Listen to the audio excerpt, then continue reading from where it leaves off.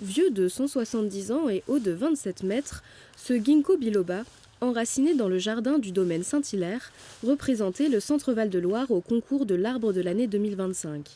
Classé arbre remarquable depuis 2022, il avait été sélectionné par la revue Terre sauvage et l'Office national des forêts.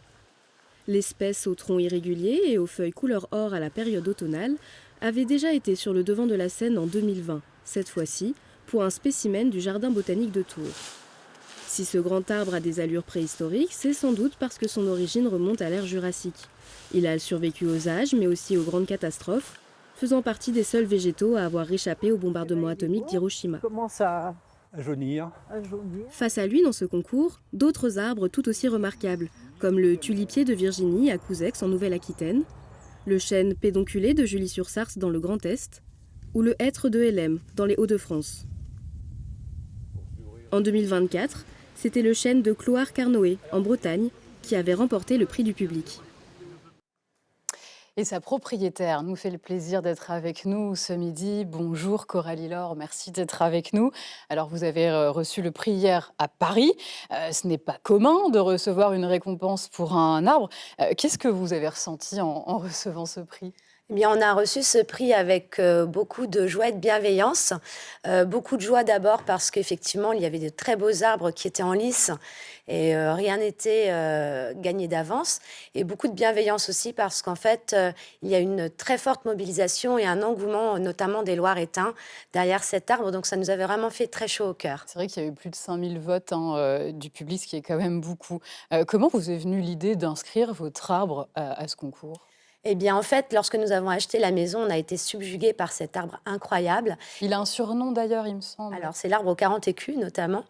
Et on avait décidé de le faire classer arbre remarquable auprès d'une association qui s'appelle Arbre. Et à la suite de cela, en fait, on a découvert ce concours national. Et donc, notre priorité, vraiment notre volonté, c'était de le faire découvrir à un maximum de passionnés et de gens. Est-ce qu'il y avait des critères précis pour participer au concours ? Oui, alors en fait, ça dépend de chaque arbre, mais la longévité, l'esthétique notamment rentrent en compte. Et c'est facile à entretenir un arbre comme ça ? Alors oui, parce qu'en fait, il se suffit à lui-même. Nous avons la chance en fait d'habiter près des Mauves, donc du coup, il a suffisamment d'eau pour se développer.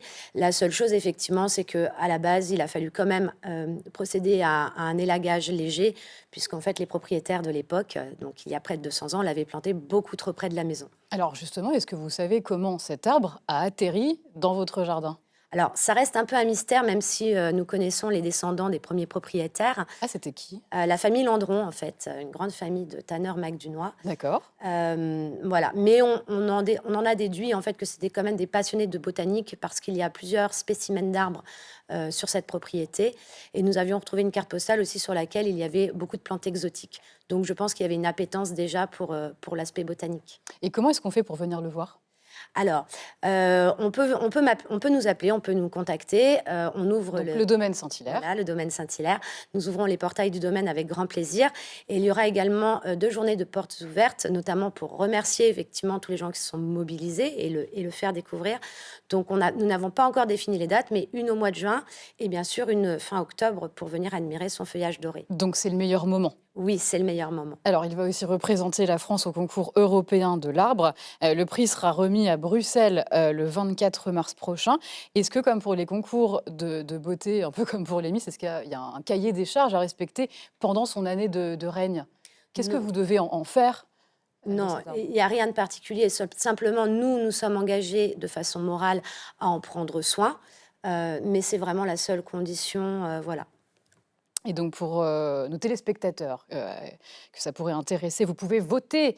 Ce sera du 2 au 22 février, cette fois pour le concours européen. Merci beaucoup, Coralie Laure, d'être passée nous voir, propriétaire, je le rappelle, du très beau ginkgo biloba, élu arbre de l'année. Merci à vous. Merci.